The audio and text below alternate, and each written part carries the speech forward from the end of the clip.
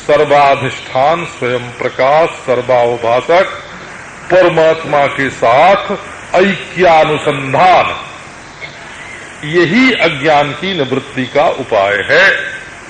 मंत्र का अर्थ चाहे जैसा किया जाए, पर उसका तात्पर्य एक ही निकलता है। अब ये प्रश्न उठाते हैं कि आत्मविज्ञान के लिए क्या क्या आवश्यक है।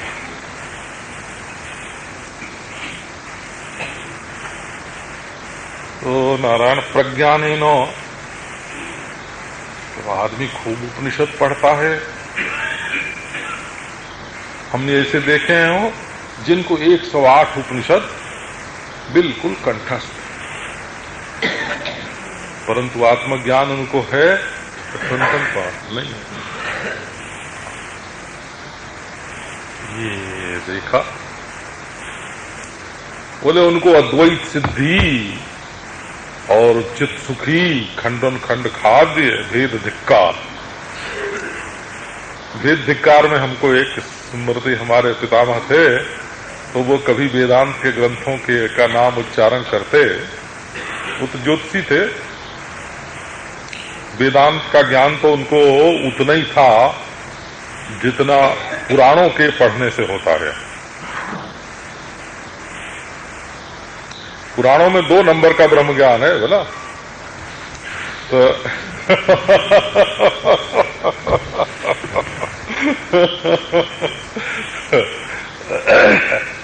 माने उसमें शक्तिमान ईश्वर का वर्णन प्रधान रूप से है। निर्विशेष परमात्मा का जो वर्णन है पुराणों में, वो संकेत रूप से है। सरसई ब्रह्म विचार प्रचारा, जैसे गोस्वामी तुलसीदास जी के रामायण में निर्विशेष अद्वैत ब्रह्म ज्ञान को ढूंढना होए तो अकल लगानी पड़ती है, बिना अकल के नहीं मालूम पड़ता है। वैसे पुराणों में भी अकल लगानी पड़ती है। तो वो जब अद्वैत ग्रंथों का उच्चारण कभी करते हैं ना, उनका नाम लेते हैं, तो अद्वैत सिद्धि, चित्त सुखी, खंडन खंड खाद्य, भेद धिक्कार, ऐसे बोलते हैं। वेदांता वार्तिक अवधि, सुरेश्वराचार्य के जो वार्तिक हैं वो वेदांत की पराकाष्ठा है। उपनिषद वेदांत है, ब्रह्मसूत्र वेदांत है, उस पर शांकर भाष्य वेदांत है, और उस पर सुरेश्वराचार्य के वार्तिक वेदांत हैं। वेदांता वार्तिका अवधि, और उसके बाद थोड़े थोड़े सविशेष पदार्थ का निरूपण। अब त्रिपुरा रहस्य में जो वेदांत है वो दूसरे ढंग का है।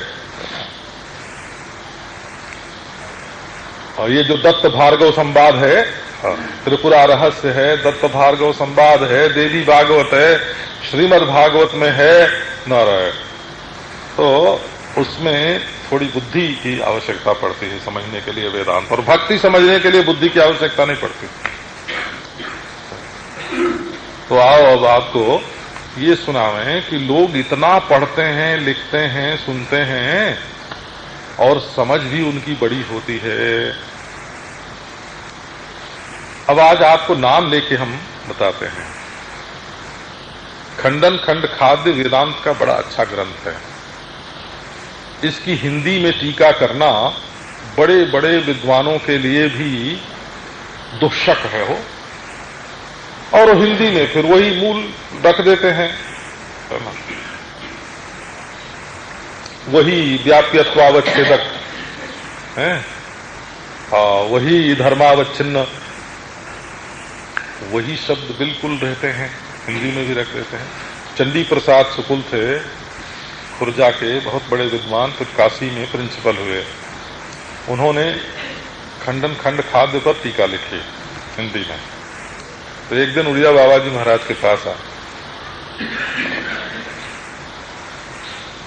उड़िया बाबा जी ने कहा कि पंडित जी, तुमने खंडन खंड खाद्य की हिंदी कर दी, तुम अपना अनुभव सुनाओ, क्या अनुभव है तुम?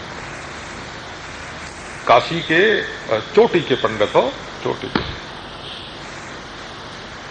तो हाथ जोड़ के बोले कि स्वामी जी महाराज, हम तो गृहस्थी में फंसे हुए जीव हैं,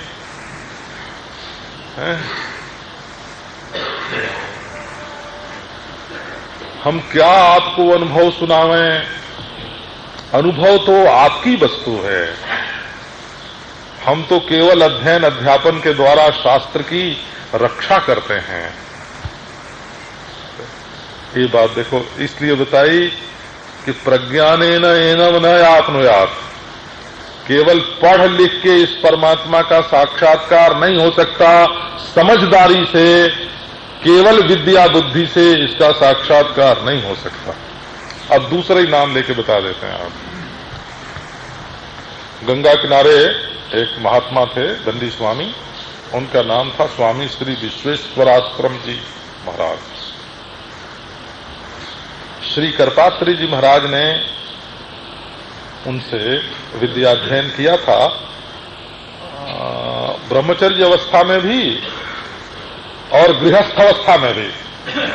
करपात्री जी पहले गृहस्थ भी तो थे ना, गृहस्थ अवस्था में भी, और दंडी स्वामी होने के बाद भी उनसे उन्होंने विद्याध्ययन किया। नरवर में रहते थे। उनको बोलते थे पंडितों में षट दर्शनी के आचार्य हैं ये, माने छहों दर्शन उनके जिह्वा पर नृत्य करते हैं, ऐसे उनके बारे में बोलते थे लोग। अमुष्य विद्या रसनाग्र नर्तकी, विद्या जो है इनके जीव के नोक पर नाचती है, ऐसा उनके बारे में बोलते थे लोग। पंडित जीवन दत्त जी ब्रह्मचारी उन्हीं के पास रहते थे, बहुत बड़े विद्वान।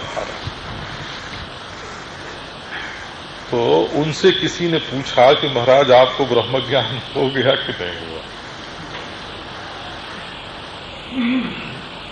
तो बोले कि देखो, हम तो शास्त्रों की रक्षा करते हैं कि ये लुप्त न हो जाए।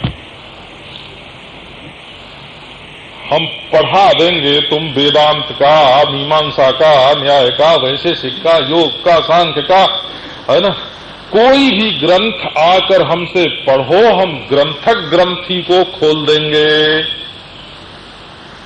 हाँ, परंतु हम तो शास्त्र की रक्षा कर रहे हैं।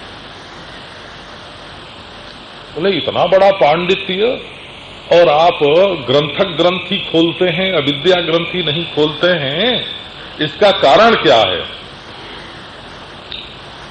आपको ये श्लोक है ना, श्लोक ये कहता है कि प्रज्ञानेन एनम न आपनुयात्, बड़ी भारी विद्या, बड़ी भारी बुद्धि किसी को प्राप्त होवे, परंतु एनम न प्राप्नुयात्, ये अपने आप को तो विद्या की मसाल लेके गांव में ढूंढने गया, वो तो बुद्धि की मसाल लेकर के गांव में ढूंढने गया। अपने घर में खोई चीज गांव में कहां मिलेगी? हाँ, एक आदमी थोड़ा भांग के नशे में था, बच्चे को ले लिया कंधे पर, अब वो दिखे नहीं कि बच्चा कहां गया है। तो पहले इधर उधर हल्ला किया, लोग भी इकट्ठे हो गए, हमारा बच्चा कहां गया? तो लोगों ने समझा कोई दूसरा बच्चा होगा, एक तो कंधे पर ले रखा है इसने और एक कोई दूसरा होगा। पुलिस में गया महाराज, रिपोर्ट कर दी। अब वो तो पागल तरीका हो गया कि हमारा बच्चा खो गया, खो गया, खो गया, और वो बच्चा जो है वो मौज से कंधे पर बैठ के और उसके सिर पे, हाँ, सिर का सहारा लेके सो गया। और वो गांव भर घूम के रात को महाराज जब घर लौटा तो देहरी की लगी चोट बच्चे के सिर में और वो चिल्ला उठा, अरे ये तो हमारे कंधे पर बैठा है। बोला तो एनम, एनम का अर्थ है जो खुद तुम हो, जिसको तुम अपने से जुदा मानकर ढूंढने निकले हो, वो तुम। सांख्य दर्शन में दृष्टांत आता है, कंठ चामी करवत, गले में सोने की माला थी, सोने का हार गले में, जरा पीछे को हो गया, देखा कि नहीं है। अब महाराज घर में उपद्रव मचा दिया, हमारा हार खो गया, हार खो गया, हार खो गया। विस्मृत कंठ मणिवत, कंठ चामी करवत, कंठ में सोने का हार क्यों नहीं मिलता है महाराज? तो एनाम अपना, जो परमात्मा अपना आपा है, उसको जब तुम छिपा हुआ मान के, अन्य मान के दूसरे देश में ढूंढने जाते हो, कहां? बोले कलेजे में मिलेगा। बोले नहीं नहीं, नाभि में मिलेगा। नहीं, सिर में मिलेगा। ये देश है हो? बोले यहां नहीं, स्वर्ग में मिलेगा। अरे बेवकूफ, जो ढूंढ रहा है वो कौन है? उसको तो ढूंढ, है ना। ये ढूंढने वाला, जो अनुसंधान, जो जिज्ञासा है ना, जो जिज्ञासा का साक्षी है, जो जिज्ञासा का प्रकाशक है, वो कौन है? तू कौन है? तो गोद में बालक, शहर में ढिढोरा, कंठ में हार, कंठ चामी करवत, ये नित्य प्राप्त अपना आपा जब इसको ढूंढने के लिए निकलते हैं महाराज, तो कहां पहुंच जाते हैं? गलत जगह पहुंच जाते हैं। देखो तुम्हारा फंसाव कहां है। ना विरतो दुश्चरितात्, ना शांतो ना समाहितः, ना शांत मानसो वापि प्रज्ञाने नैनमाप्नुयात्। दुश्चरितात् अविरतः एनम प्रज्ञानेन न प्राप्नुयात्। दुश्चरितात् अविरतः पुरुषः प्रज्ञानेन एनम न प्राप्नुयात्। अशान्तः प्रज्ञानेन एनम न प्राप्नुयात्। असमाहितः प्रज्ञानेन एनम न प्राप्नुयात्। प्रत्येकम संबध्यते। अशांत मानसो वापि प्रज्ञानेन एनम न प्राप्नुयात्। जो दुश्चरित्र से विरत नहीं हुआ, उपरत नहीं हुआ। दुश्चरित्र क्या है? दुश्चरित्र क्या? तो दुष्ट लोगों का जो चरित्र है वही दुश्चरित्र है। शिष्ट पुरुषों का जो चरित्र है वही सच्चरित्र है।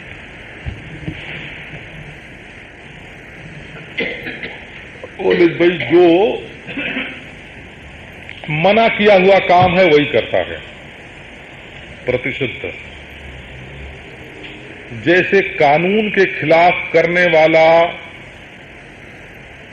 राज्य का अपराधी है,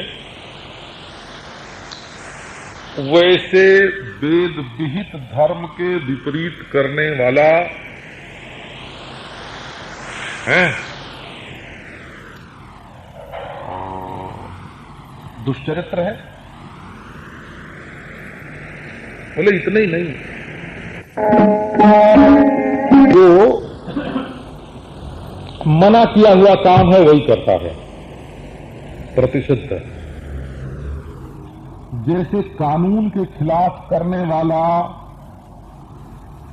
राज्य का अपराधी है, वैसे वेद विहित धर्म के विपरीत करने वाला है दुष्चरित्र है। बोले इतना ही नहीं, जो विहित है उसको न करने वाला भी दुष्चरित्र है। ये दो बात हो गई है ना। एक तो समझो कि चौराहे पर पुलिस का सिपाही खड़ा है और वो दूसरे को लूट लेता है, तो ये क्या हुआ? निषिद्धाचरण हुआ ना। लूटना तो उसके लिए निषिद्ध है, सबके लिए निषिद्ध है, उसके लिए भी निषिद्ध है। तो लूटना निषिद्धाचरण है। अच्छा, वो खड़ा तो हो सड़क चौराहे पर, उसकी ड्यूटी हो और वो मोटरों को हाथ न दे, है ना, जो उसके लिए विहित है उसको न करे, तो वो अपराधी हुआ कि नहीं हुआ? तो मांस भक्षण आदि प्रतिषिद्ध कर्म करे और संध्या वंदनादि विहित कर्म न करे, विहिताकरणात्, दोनों हालत में मनुष्य क्यों नहीं करता है, ये देखो। आपको इसका विज्ञान सुनाते हैं। असल में मनुष्य जो है वो वस्तु में जब तक गुण समझता है, इंद्रिय में सुख समझता है, जब तक अपनी मन की अमुक स्थिति में ही मजा लेना चाहता है, तब तक वो विशेष वस्तु का ही प्रेमी है, निर्विशेष का प्रेमी नहीं है। तो विशेष में जिसकी महत्व बुद्धि है, देखो एक आदमी शहर में बेईमानी से कमाई कर रहा है और एक आदमी ईमानदारी से कमाई कर रहा है, तो दोनों में क्या फर्क है?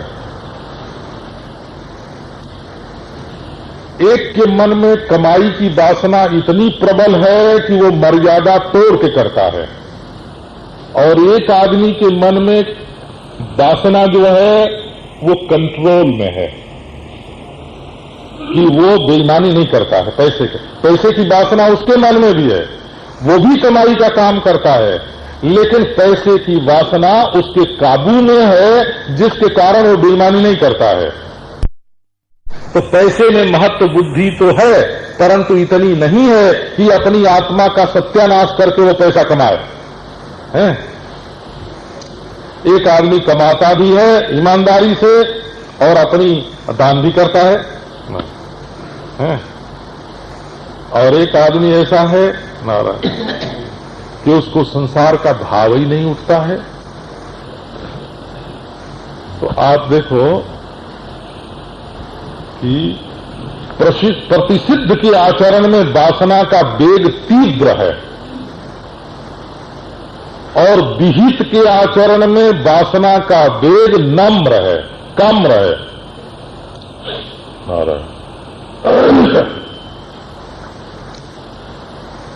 तो महत्व बुद्धि तुम्हारी कहां है? पैसे में महत्व बुद्धि है कि ईश्वर में महत्व बुद्धि है कि अपने हृदय में महत्व बुद्धि है, कि कहीं महत्व बुद्धि नहीं है? तो परमात्मा की ओर जाने के लिए तो निर्विशेष का प्रेमी होना पड़ता है ना। तो जो पाप कर्म से विरत नहीं हुआ, माने पाप कर्म करने में जिसकी रति नष्ट नहीं हुई। देखो पाप कर्म होना दूसरी चीज है, ये भी हम बताते हैं। कभी असावधानी से किसी के पांव के नीचे चींटी आई और मर गई, है ना। रात को महाराज खटमल ने काटा और मच्छर ने काटा और हाथ जाके पड़ा, है ना, पटापट मर गया, उसको नहीं बोलते हैं। उसको उसमें रति नहीं है, वहां तो मारने में रति नहीं है।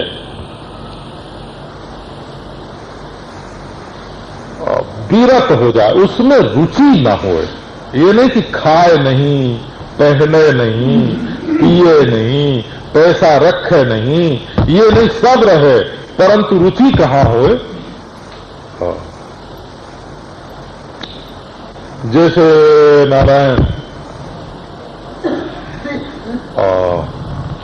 स्त्री की रुचि कहां का अपने यार में, और पुरुष की रुचि कहां देखो।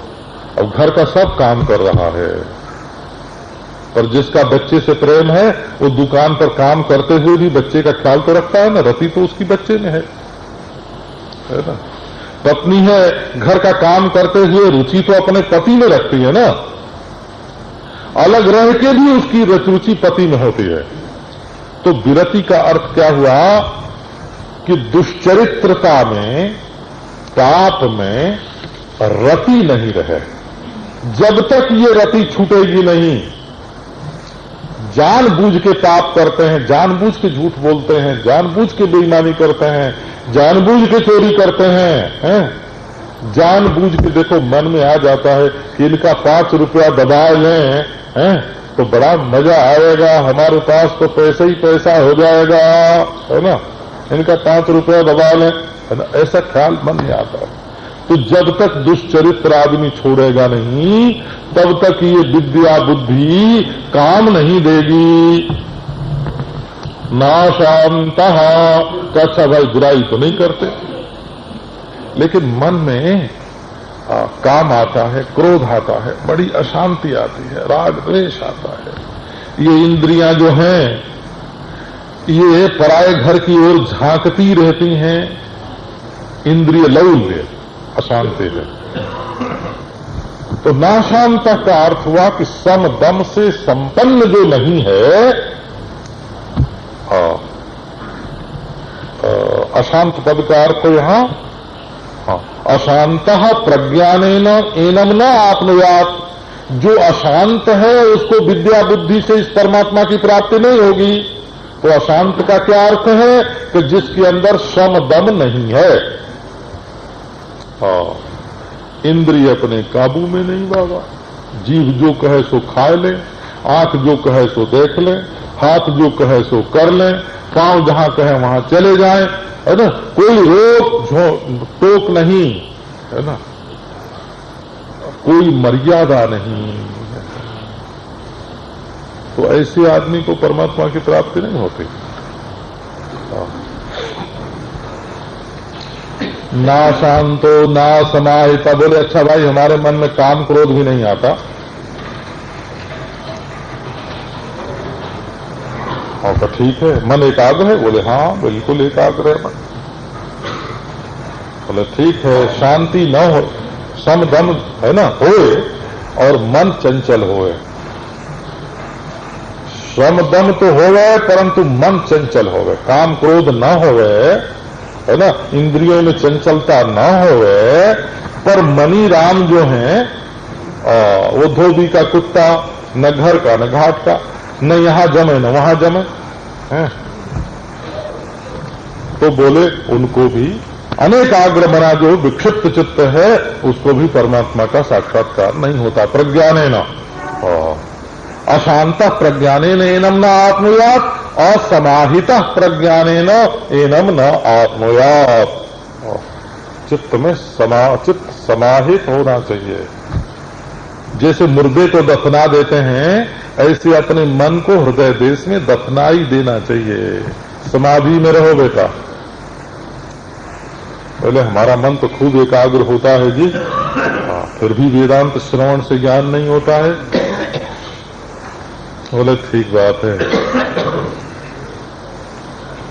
कई लोगों को तो अपने सद्गुण का भी भ्रम होता है।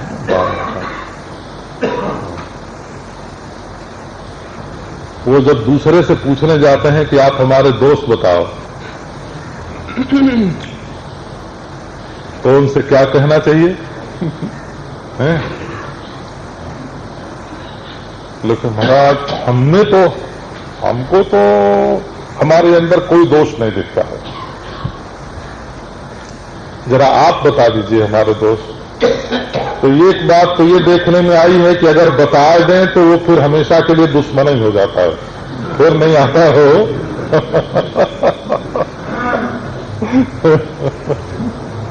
एक जिज्ञासु थे हमारे पास वृंदावन में, बहुत पुरानी बात है, मैंने सब देखा सुना हुआ है ना,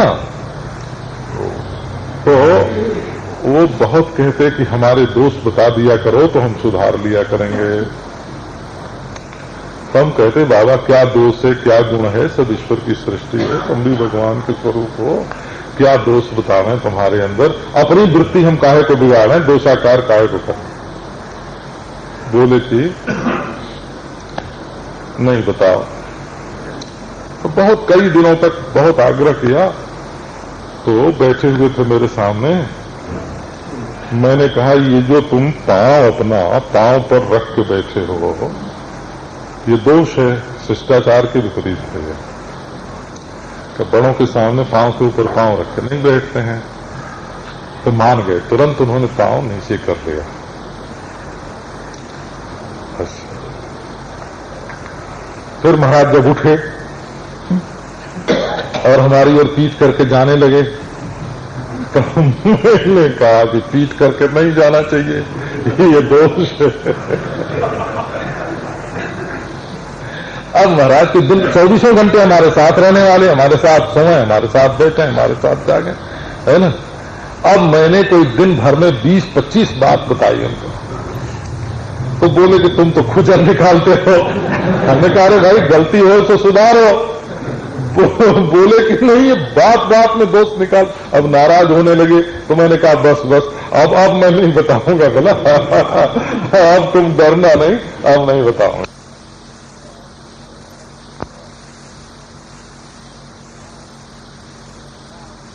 उस बताने पर तो वो नाराज हो गई, क्योंकि सब लोग तारीफ सुनना चाहते हैं। स्तोत्रम कस्य न तुष्ट है ना। एक दिन कह दें कि तुम्हारी बुद्धि ब्रह्म ज्ञान में प्रवेश नहीं करती है तो बस है। तो क्या बताऊं मैं आपको। अच्छा, जिसने पूछा कि हमारे अंदर क्या दोष है, हमको तो नहीं मालूम पड़ता, तुम बताओ। तो हम उसको ये बताएं कि देखो ये तुम्हारा अभिमान है कि हमारे अंदर कोई दोष नहीं है, और ये अभिमान जो है ये स्वयं में बड़ा भारी दोष है कि हमारे अंदर कोई दोष नहीं है, हैं? निर्दोष तो केवल नित्य शुद्ध बुद्ध मुक्त ब्रह्म ही है ना। ब्रह्मातिरिक्त कोई भी स्थिति यदि तुम्हारे अंदर है, व्यक्तित्व का अभिमान है, तो वो निर्दोष कैसे हो सकता है। तुम ब्रह्म से अलग रह के निर्दोष रहना चाहते हो, ब्रह्म से अलग होके निर्दोष रहना चाहते हो। ब्रह्म से अलग होना ही दोष है ना। ये अभिमान ही दोष है, ये अविद्या ही दोष है। ये ब्रह्म से अलग प्रपंच को सत्य मानना और निर्दोष होना, ये कैसे हो सकता है। तो न समाहिता असमाहिता, बिल्कुल ऐसा। बोले आप तो भाई निर्दोष हैं, हमारे समाधि लग गई। बोले नहीं, ये समाधि लगने वाले ऐसे हैं, लगाने वाले ऐसे हैं कि जैसे जंगल में जब भजन करने बैठते हैं ना, जंगल में, और दोपहरी हो जाए तो बीच बीच में 5-10 मिनट में आंख खुलती है तो चारों ओर देख लेते हैं कि कोई भोजन लेके आ रहा है कि नहीं।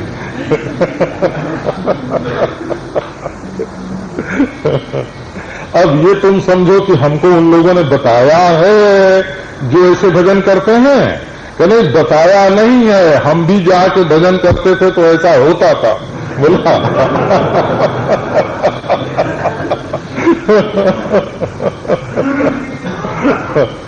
हाँ। और शाम को 5 बजे 6 बजे थोड़ा ठंडा हुआ तो ध्यान भी किया और फिर आंख खोल के देख भी लिया रास्ते की तरफ कि कोई सत्संग करने के लिए आ रहा है कि नहीं आ रहा है। बोला तो कोई सत्संगी आ रहा है कि नहीं। अच्छा, तो ये तो आपको दृष्टांत बताया हो, दृष्टांत। और इसका दार्ष्टान्त दूसरा है। वो क्या है कि जो चित्त एकाग्र होता है ना, तो 10 मिनट 20 मिनट आधा घंटा घंटे भर चित्त एकाग्र रहे। वैसे हम लोग ऐसा मानते नहीं है, ये आपके संतोष के लिए कह रहे हैं बोला। ऐसा हम नहीं मानते हैं कि आपका चित्त 15 मिनट एकाग्र रहता है ना। आप माफ करना बोले तो हाँ, उड़िया बाबा जी महाराज कहते थे कि 12 मिनट अगर किसी का चित्त एकाग्र रह जाए तो वो समाधि की दशा में चला जाता है बोला।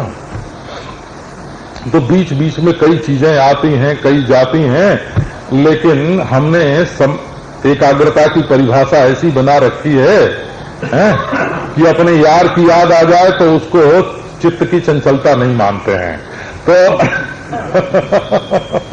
या चित्त सो जाए, है ना, तो उसको चित्त का दोष नहीं मानते हैं। वो लय और विक्षेप असल में दोनों दोष हैं। लेकिन मान लिया कि तुम्हारा मन 15 मिनट, आधा घंटा, घंटे भर, ये लोग जो 3-3 घंटे कमरा बंद करके बैठते हैं ना और निकलते हैं, भजन करके निकल रहे हैं।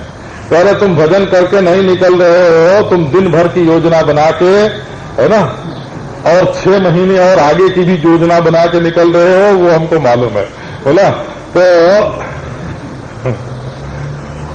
ये घर में बैठ के, बंद में बैठ के, तो क्या होता है कि चित्त समाहित हो तब भी परमात्मा की प्राप्ति नहीं होती है। क्यों नहीं होती? बोले जब समाधि से उठते हैं तो देखते हैं कि हमारे अंदर कौन कौन सी सिद्धि आई और कौन कौन सी नहीं आई, है ना। तो जिसके मन में सिद्धि की इच्छा है कि हम जब चित्त एकाग्र करेंगे तो देवता आके दर्शन देगा, स्थान नुपनिमंत्रण है, देवता को देखो दूर का, हम तुमको 2 मील दूर का दिखा देते हैं, कलकत्ते में इस समय क्या हो रहा है लोग तुमको मालूम कराते हैं, तुम्हारा कौन दोस्त है बताते हैं, तुम्हारा कौन दुश्मन है बताते हैं। ये होता है मन में, हो सब मनोराज्य होता है, एकदम 16वां में ये मनोराज्य है। कोई परलोक की आत्मा आ गई, वो हमसे बात कर गई, है ना। हाँ, मरे हुए ये चुड़ैल कहां से आती है ना। वेदांती लोग ये दृष्टांत ही देते हैं। आप लोगों को देखो एक बात सुनाते हैं जरा, जिनका वेदांत से प्रेम होगा उनको अच्छी लगेगी, जिनको वेदांत से प्रेम नहीं होगा उनको अच्छी भी नहीं लगेगी। मन में सिद्धि की इच्छा है कि हम जब चित्त एकाग्र करेंगे तो देवता आके दर्शन देगा, स्थान नुपनिमंत्रण है, देवता आके, ओ देखो दूर का, हम तुमको 2 मील दूर का दिखा देते हैं, कलकत्ते में इस समय क्या हो रहा है लोग तुमको मालूम कराते हैं, तुम्हारा कौन दोस्त है बताते हैं, तुम्हारा कौन दुश्मन है बताते हैं। ये होता है मन में, हो सब मनोराज्य होता है, एकदम 16वां में ये मनोराज्य है। कोई परलोक की आत्मा आ गई, वो हमसे बात कर गई, है ना। हाँ, मरे हुए ये चुड़ैल कहां से आती है ना। वेदांती लोग ये दृष्टांत ही देते हैं। आप लोगों को देखो एक बात सुनाते हैं जरा, जिनका वेदांत से प्रेम होगा उनको अच्छी लगेगी, जिनको वेदांत से प्रेम नहीं होगा उनको अच्छी भी नहीं लगेगी, है ना। वो कहते हैं कि ये जो देवताओं के दर्शन होते हैं ना, ये इंद्र देवता का दर्शन हुआ, कुबेर देवता का दर्शन हुआ, वरुण देवता का दर्शन हुआ, ये जो देवताओं का दर्शन होता है ये कैसा होता है, इसके लिए वेदांतियों ने एक दृष्टांत बना रखा है अपने बड़े बड़े ग्रंथों में, नष्ट बनितादिवत। वो कहते हैं जैसे किसी की स्त्री, बड़ी प्रेयसी स्त्री हो और मर गई हो, हैं, तो वो जब एकांत में बैठते हैं तो उनको जैसे, है ना, मालूम पड़ता है कि वो आ गई है, कि वो बोल रही है, वो कड़कड़ कर रही है ना। तो नष्ट पुरुष अथवा नष्ट स्त्री, इसमें कोई फर्क नहीं है। जैसे ताजमहल में किसी को मालूम पड़ता है कि बीबी ताज अब भी आकर उसके खिड़की में बैठती हैं, नारायण, हैं, तो ये जैसे मन का ही खेल है, न वहां बीबी ताज आती हैं, न यहां आपकी श्रीमती आती हैं, न श्रीमान आते हैं, ये मनी राम सब गड़बड़ मचा देते हैं। ऐसी महाराज जब एकाग्रता से उठते हैं तो सिद्धि की उम्मीद करते हैं, अरे हमारे ध्यान में वो दोस्त आया, हमारे वो दुश्मन आया है, और हमने ये सच्चाई देख ली और हमने वो सच्चाई देख ली, है ना। ये असल में सिद्धि की इच्छा जो है वो अशांति है। जिसके मन में सिद्धि की इच्छा बनी हुई है वो एकाग्र चित्त हो जाए तब भी बड़ी बड़ी विद्या बुद्धि प्राप्त करने से भी प्रज्ञानेन एनम न आत्मयात्। तो 4 बात इसमें से निकली। शंकराचार्य ने उनका संग्रह कर दिया है, अंत में आप देखना उनका भाष्य। जस्तु दुश्चरितात विरतः इंद्रिय लौल्याच समाहित चित्तः समाधान फलादति उपशांत मानसश्च आचार्यवान प्रज्ञानेन यथोक्तम आत्मानं प्राप्नोति इत्यर्थः। इस मंत्र का अर्थ क्या है? इस मंत्र का अर्थ है कि पाप कर्म से उपराम हो करके और इंद्रियों की चंचलता भी छोड़ करके और चित्त को एकाग्र करके और एकाग्रता का जो फल है सिद्धि आदि लौकिक पारलौकिक, क्योंकि उपासना का फल है ना, इससे स्वर्ग मिलेगा, पितरलोक मिलेगा, इससे देवता मिलेगा, का इससे आकाश में उड़ सकोगे, इससे पानी पर तैर सकोगे, हैं? इससे दूसरे के मन की बात जान सकोगे, दूर तक देख सकोगे, दूर तक सुन सकोगे। ये जो एकाग्रता के फल हैं, इन फलों का भी जो परित्याग कर देता है, और ऐसी स्थिति में आचार्यवान निगुरा न हो गुरु हो, क्योंकि ये जो प्रत्यक्ष चैतन्य की ब्रह्मता है वो जब अपनी सनासी से पकड़ने लगते हैं ना, जैसे अपना हाथ पकड़ना हो तो अपनी सनासी से नहीं पकड़ सकते ना, अपने हाथ में सनासी लेके अपने हाथ को नहीं पकड़ सकते। ये क्या है? इसको कर्तृकर्म विरोध बोलते हैं।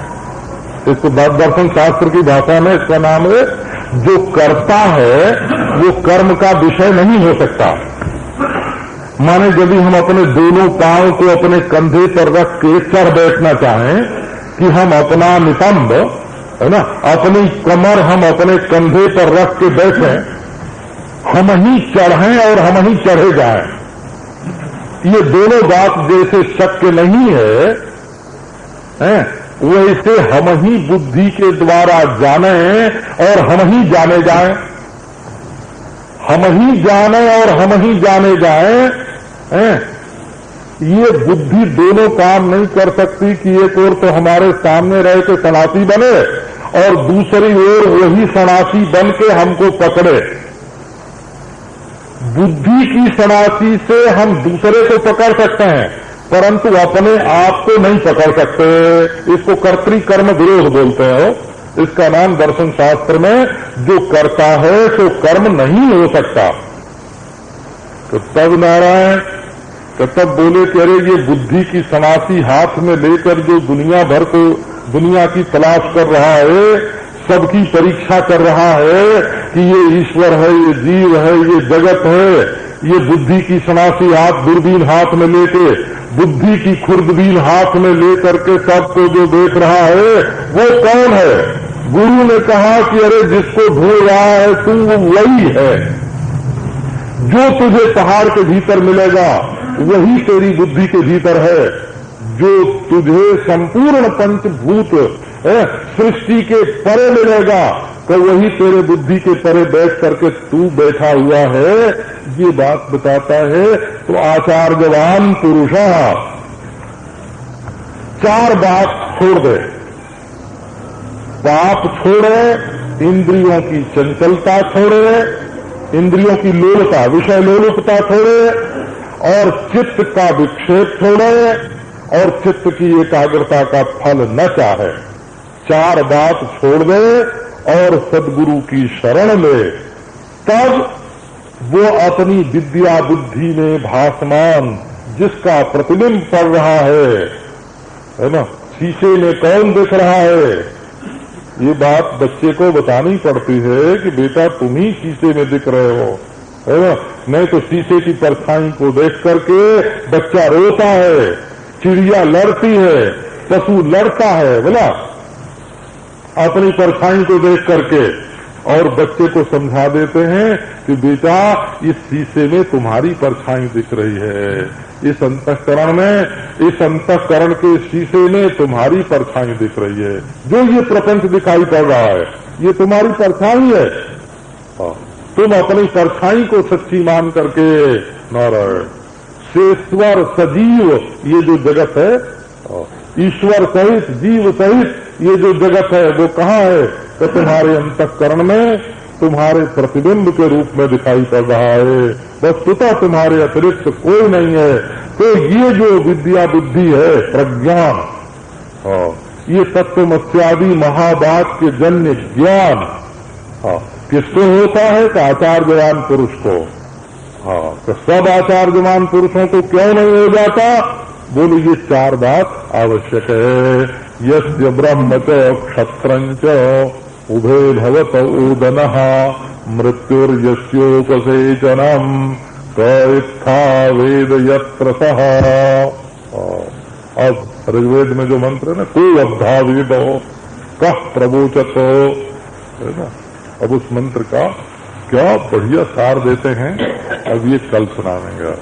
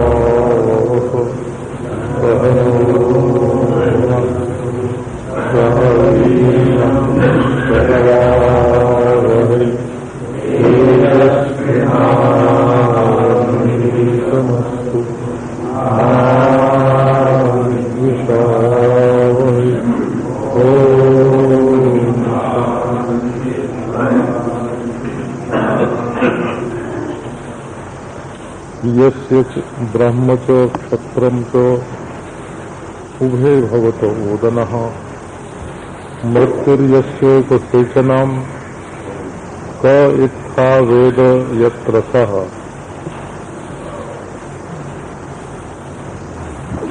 पहले बताया कि नाविरतो दुश्चरितात्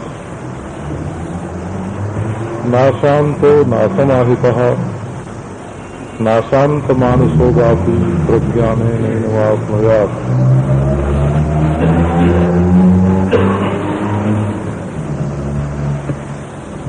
चरित्र से उपराम हो, मन और इंद्रियों में भोग की वासना शिथिल हो गई हो, चित्त में एकाग्रता हो और किसी भी सिद्धि की इच्छा न हो, सद्गुरु की कृपा हो, तब तत्वमस्यादि महावाक्य जन्य अखंडार्थधि के द्वारा परमात्मा का साक्षात्कार होता है।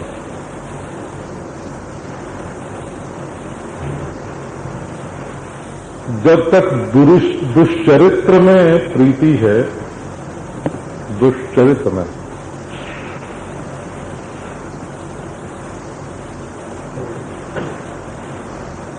जो धर्म के अनुसार वस्तु भोग कर्म हमें प्राप्त हैं, उनमें संतोष नहीं है। और अधर्म के द्वारा हम वस्तु प्राप्त करना चाहते हैं, अधर्म के द्वारा भोग प्राप्त करना चाहते हैं, अधर्म के द्वारा कल कारखाना बढ़ाना चाहते हैं।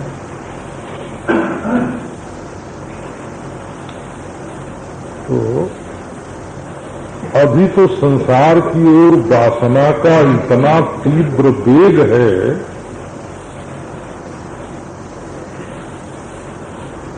कि परमात्मा को हम अपनी बुद्धिवृत्ति से ग्रहण करें, ये प्रश्न कहाँ उठता है। वो तो हमारी चित्तवृत्ति ही नियंत्रण में नहीं है।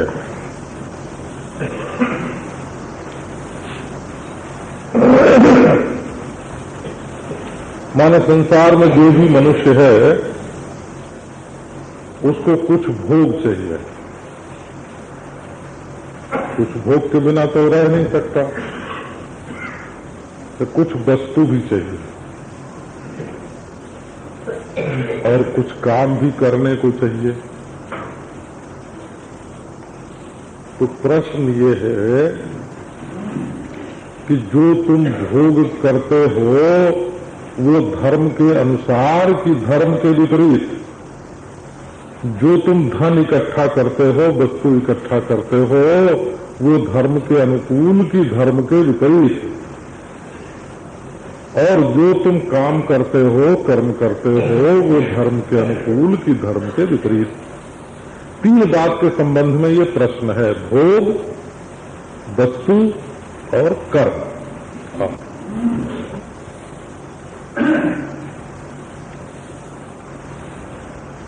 अच्छा, जो मन में आवे सोई भोग कर लिया करो, जो मन में आवे वही चीज उठा लिया करो, जो मन में आवे वही कर डाला करो।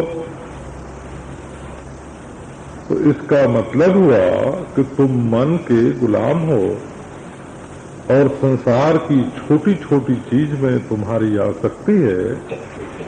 ये क्रम है हो, अर्थासक्ति, भोगासक्ति और कर्मासक्ति।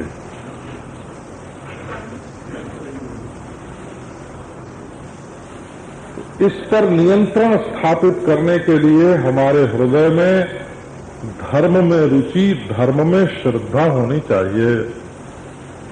वो भीतर बैठा हुआ कहे कि देखो ये भोग मत भोगो,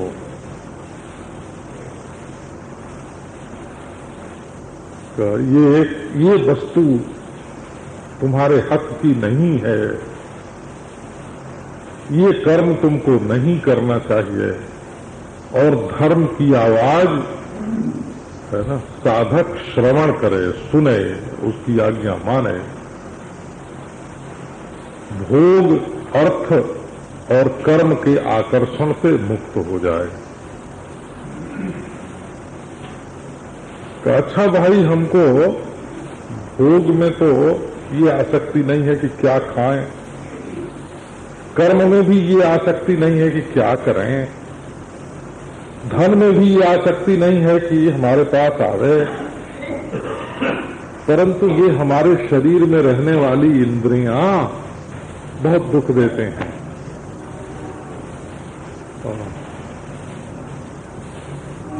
हमको स्त्री नहीं चाहिए, हमको तो हमारी इंद्रिय की तृप्ति चाहिए। ये तो कामर्पणा हो गया। हमको शास्त्रोक्त कर्म नहीं चाहिए।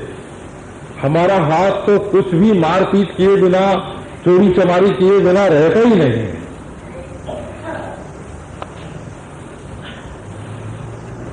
तो फिर बोले मन में तो वासना ही वासना उदय होती है। तो एक आदमी स्त्री से अनासक्त हो सकता है बोला, लेकिन मूत्रेंद्रिय उसके नियंत्रण में हो, ये दूसरी बात है।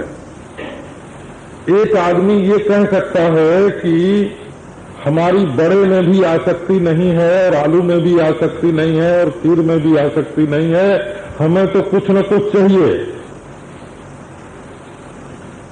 विषय में खीर न मिले तो हमारे महीने चल सकता है, चाट न मिले तो बोले महीने चल सकता है, लेकिन जीव को कुछ न कुछ चाहिए। जीव नहीं मानती है, चीज में आसक्ति नहीं है, जिह्वा काबू में नहीं है।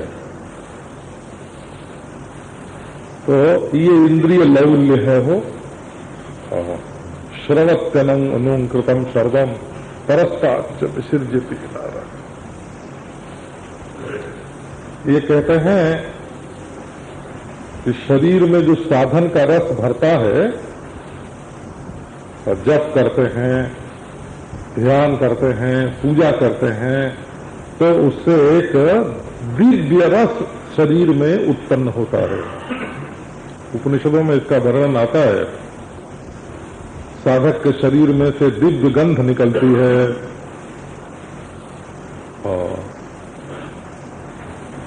वर्ण प्रसाद, आवाज में मिठास आ जाती है, रंग में निखार आ जाता है, ये साधक के जीवन में होता है। परंतु सारा रस जो भजन रस इकट्ठा होता है, ध्यान रस, सत्कर्म रस, वो जब इंद्रियों में लोलता आती है तो जैसे घड़े में छेद हो गया हो और भरा भराया पानी सब बह जाए, इस प्रकार इंद्रियों के मार्ग से भजन का रस बह जाता है। उससे जो शक्ति उत्पन्न होनी चाहिए ना, उससे जो बिजली बननी चाहिए, जो चित्त वृत्ति को उठा के परमात्मा के साथ जोड़ती है, वो शक्ति नहीं बनती, शक्ति का निर्माण नहीं होता।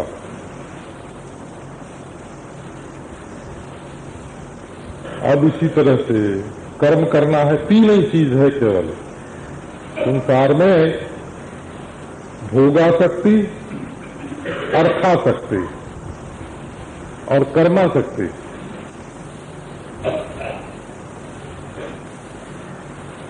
तो भोगासक्ति तो अत्यंत बाह्य है, और व्यापारी लोग होते हैं वो भोगासक्त नहीं होते हैं।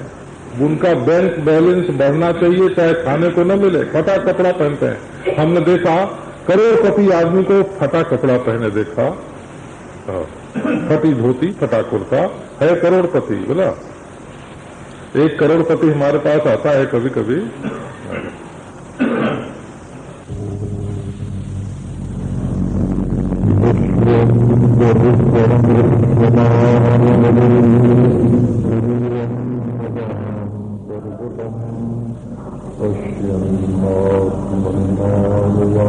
ये बात हम कह सकते हैं प्रामाणिकता के साथ। और खाने पीने में उसकी कोई बाजार की चीज नहीं खाता, बड़ा प्रामाणिक है, और बढ़ता जा रहा है, बढ़ता जा रहा है ना, रोज बढ़ रहा है। लेकिन वो टैक्सी पर नहीं बैठ सकता, बस पर बैठ के आता है। ये तो क्या है कि अर्थासक्ति, इसका नाम अर्थासक्ति है। एक भोगासक्ति है, एक अर्थासक्ति है। हाँ, एक ऐसे मैं कई लोगों को जानता हूं जिनको भोगासक्ति भी नहीं है और अर्थासक्ति भी नहीं है, लेकिन दिन भर उनको कुछ न कुछ खटपट करने के लिए चाहिए, है ना। कोई सभई जोड़ दी और कोई आंदोलन ही जोड़ दिया, कहीं है ना, कहीं झाड़ू ही लगाने लगे, कहीं फोटो ही खिंचवाने लगे, है ना। हमने एक किताब पढ़ी थी बचपन में, हमको 17-18 वर्ष की उम्र में एक साधु ने दी थी। तो उसमें लिखा है कि संगठन चाहे कितना भी पवित्र हो, 10 आदमियों का मनस्तर हमेशा एक तरीका नहीं रह सकता। इसलिए संगठन में सांसारिकता आती है और अंततः गत्वा वो भ्रष्ट हो जाता है। कितना बड़ा भी संगठन हो, अंत में विनाश ही उसका परिणाम है। ये जो आध्यात्मिकता का मार्ग है, ऐसा नहीं है कि 10 आदमी एक साथ इस पर लगातार बराबर बराबर चलें। कोई निर्गुण में चला जाएगा, कोई निराकार में रह जाएगा, कोई साकार की ओर जाएगा, कोई ज्ञान में जाएगा, कोई ध्यान में जाएगा, कोई योग में जाएगा, है ना। सबकी रुचि, सबकी मनोवृत्ति अलग अलग होती है। तो ये आध्यात्मिक मार्ग जो है वो बड़ा विलक्षण है।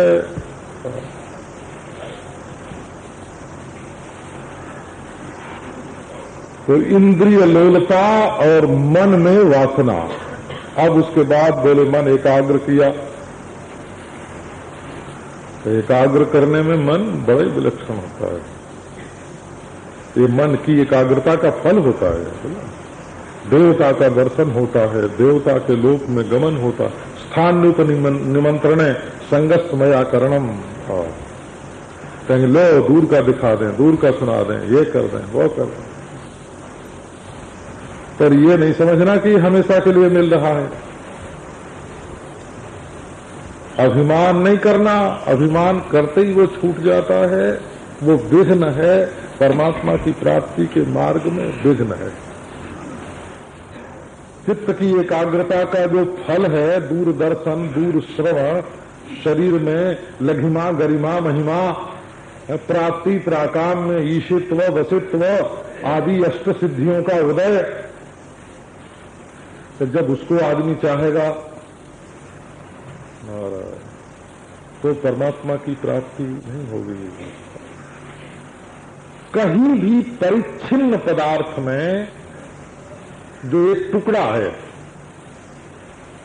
कहीं भी अनात्म पदार्थ में जो अपने से अन्य है, कहीं भी उत्पत्तिशील और विनाशशील पदार्थ में जो काल परिच्छिन्न है में अगर रुचि बनी रहेगी तो आत्म वस्तु का दर्शन नहीं होगा।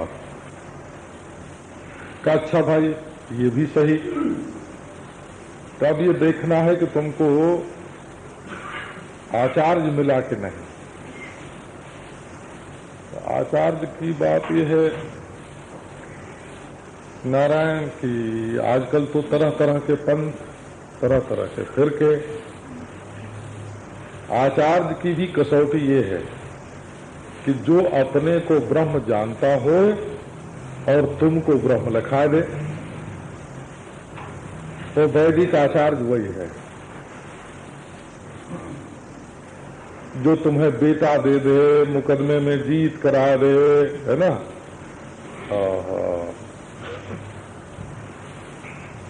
रोग दूर कर दे, वो संसार का आचार्य हो। मुकदमे में जीत करा दिया तो वकील के बराबर हुआ है, रोग दूर करा दिया तो डॉक्टर के बराबर हुआ है। तो ये जो सद्गुरु है, वो जो आत्मदान करता है वो सद्गुरु होता है। और इसमें मुख्य बात यह है कि हमारे मैं को ब्रह्म बताना है, और हमारा मैं हमारी बुद्धि का विषय होता नहीं। इसलिए सामने वाला कह दे कि तुम ही ब्रह्म हो तो संशय विपर्जय रहित ज्ञान हो जाए, लेकिन बुद्धि में संदेह है, गुरु जी की परीक्षा लेने पहुंच जाओ। तो सुनाया था ना आपको, कल के परसों सुनाया था है? एक चेला गुरु की परीक्षा लेने गया, तो गुरु समझ गए कि परीक्षा लेने आया है, तो उन्होंने कहा कि बेटा हमारी परीक्षा तो तुम बाद में लेना, तुम्हारे चित्त में मेरे प्रति संशय है तभी